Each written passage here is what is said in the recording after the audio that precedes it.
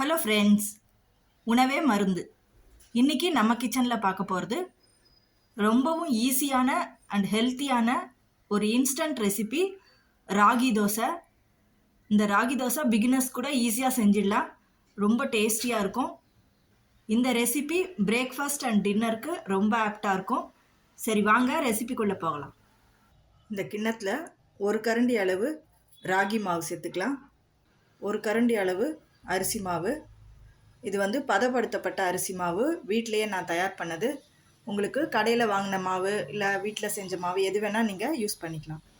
உப்பு தேவையான அளவு.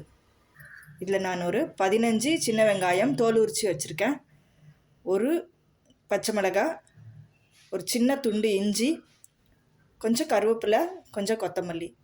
இது எல்லாத்தையும் மிக்சியில் பல்ஸ் மோடில் போட்டு அரைச்சி எடுத்துன்னு வந்துடலாம்.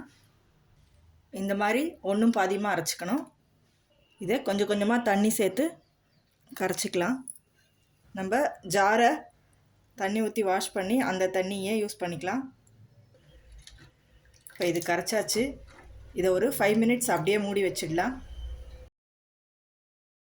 இப்போ அயன் தோசைக்கல் போட்டிருக்கேன், நல்லா சூடாக இருக்குது.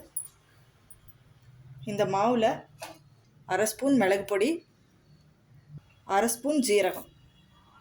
இப்போ இது நல்லா கலந்துட்டு நம்ம இன்னும் கொஞ்சம் தண்ணி விடலாம். அது 10 மினிட்ஸ் ஆனதுனால கொஞ்சம் கெட்டியாக இருக்குது.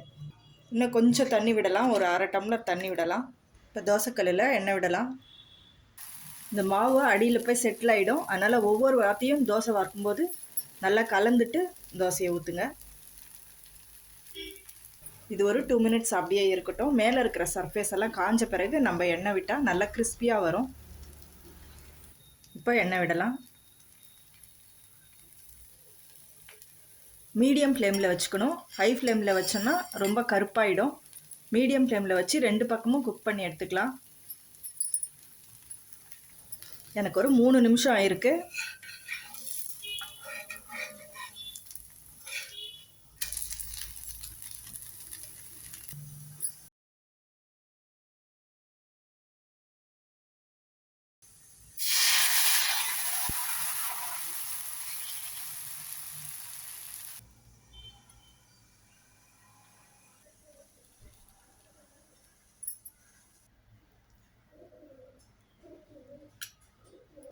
சுவையான கிறிஸ்பியான ராகி தோசை ரெடி. இது ஒரு 10 மினிட்ஸ்லேயே ரெடி பண்ணிடலாம். பிகினர்ஸ் கூட ரொம்ப ஈஸியாக செஞ்சிடலாம். இன்றைக்கி நான் பிரண்டை தொக்கு கூட இதை சர்வ் பண்ண போகிறேன். நீங்கள் சட்னி, சாம்பார், உங்கள் ஆப்ஷன் எதுவாக இருந்தாலும் ரொம்ப டேஸ்ட்டாக இருக்கும். நீங்களும் செஞ்சு பார்த்துட்டு எப்படி இருந்ததுன்னு உங்கள் கமெண்ட்டை சொல்லுங்கள். தேங்க்யூ.